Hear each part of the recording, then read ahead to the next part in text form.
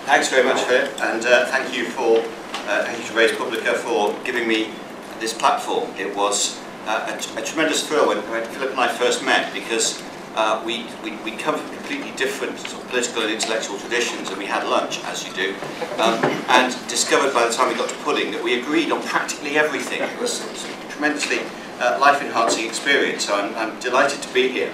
The specific title of what I wanted to talk about is Poor People Need Civil Liberties Too, which I think is one of the facts that we need to continue grasping, and to grasp absolutely permanently, because it's very easily forgotten. And let me start by putting it in a wider political context. There are many aspects of the modern Conservative Party which are significant changes from the conservatism of recent years. Both in tone and content, it's clear that the party under David Cameron is recognisably living in the 21st century and grappling with the problems of modern Britain. Now, some of these changes are rediscoveries of the best aspects of historic conservatism, and one of the most important is a determination to help the poorest and most disadvantaged. You can call it One Nation conservatism, Tory reform, compassionate conservatism, even Red Toryism. But whatever the name, it represents the same decent instinct that we have a duty to help those who need help, and that such help is the mark of a civilised society. And my purpose today is to argue that an essential part of the help we need to give the disadvantaged is the personal space, the ability to control their own lives, and the freedom from the dictates of a nannying state that add up to what we call civil liberties. On the surface, this is a counterintuitive argument. Surely, civil liberties are only of concern to a few middle-class do-gooders with more compassion and sense. Surely what the people living on our toughest estates demand is a more controlled society to protect them from their neighbours. And even if they don't want it, surely the tabloids will demand that political parties stick to a superficially tough agenda. Civil liberties, this argument runs, are a luxury item for politicians, not to be contemplated in a recession when fear of crime and disorder is particularly rampant. To those who argue this, I say, look at the world around you. This is precisely the policy that we've been practicing as a society for the past few years, and it's failing. We see the results in today's broken society. You can go through the tough measures that successive Home Secretaries in this government have introduced. Pre-court disposal orders, over 200,000 of which were issued to young people for first or second time minor offences in 2007-08, including the notorious ASBOs. In the decade from 1997 to 2007, almost 15,000 ASBOs were issued. How effective are they? Well, at the moment, about 2/3 of under-18s are breaching their ASBO conditions.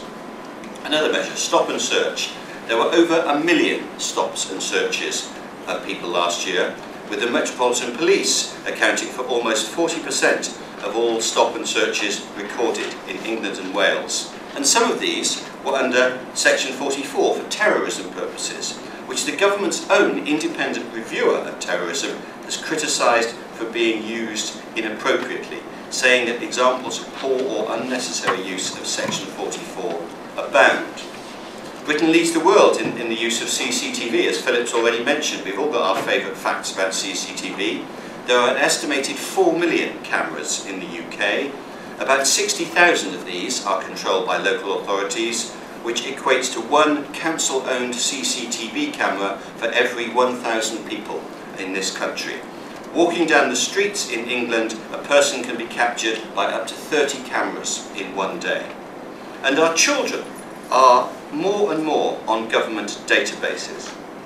The largest of these, Contact Point, was set up under the Children Act 2004 and will hold basic information on all children under 18 in England. As of last March, there were 12.4 million records on Contact Point, with a further 445,000 records in the archive. And this is in addition to the National Pupil Database of all children in state education, including nurseries, the National Childhood Obesity Database, and the Child Benefits Database. The Home Office, not to be left behind, has its own database for children, the Onset database, which is based on predictions of which children will offend in the future. In 2009, almost 16,000 children and young people had an Onset assessment. And then there's the National DNA database, which has been of some concern recently to me after my own brush with the Metropolitan Police. This holds profiles of over 1 in 10% of the population, including over 1 million completely innocent people. At the time that the profiles were taken, approximately 20% of the 5 million profiles were from those aged under 18. That's 1 million children. So let's look at the result of this consistent drive of tough policy. There's been a substantial rise in youth crime, with over 1/5 of under 16-year-olds admitting that they committed a crime in the last 12 months, and 30% saying they carried a knife or a gun in the same period. About 70,000 under 18s were prosecuted for indictable offences in 2007, accounting for 16.5% of all indictable prosecutions. 50,000 of these were convicted. There were over 1 million violent crimes in the last year for which we have figures, and almost 1 million people were the victims of alcohol-related attacks. And while there is one surveillance camera for every 14 people in the UK, I think it's gone up in the last 5 minutes, or we've looked at different databases. It's 1 in 15, Philip. I think it's 1 in 14. Some studies suggest that between 60% and 80% of the images they produce are judged inadmissible in court due to their poor quality.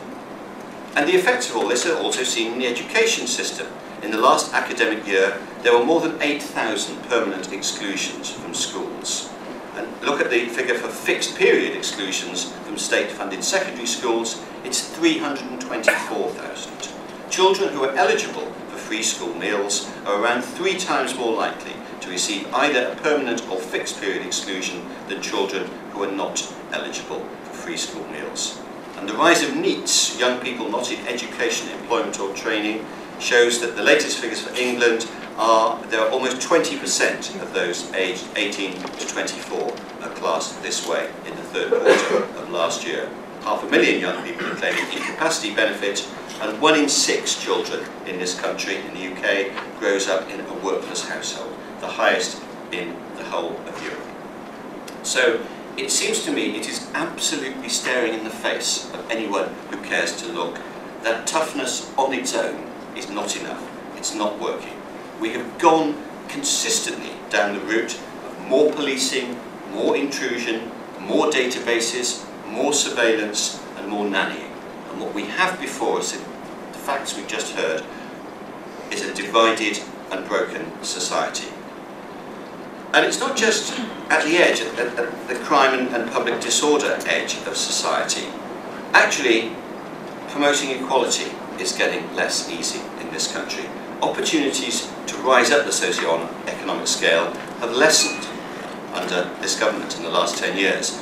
The National Equality Panel recently concluded, I quote, "There are profound differences at neighbourhood level between areas with higher and lower levels of deprivation.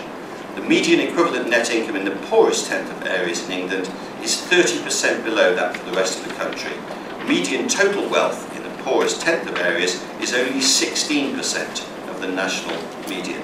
And the report also states that while social background really matters, rather than being fixed at birth, these differences widen through childhood. As Milton Friedman put it, a society that puts equality ahead of freedom will end up with neither equality nor freedom. So the protections and help and encouragement we are now offering the poorest are not working for them in the long term.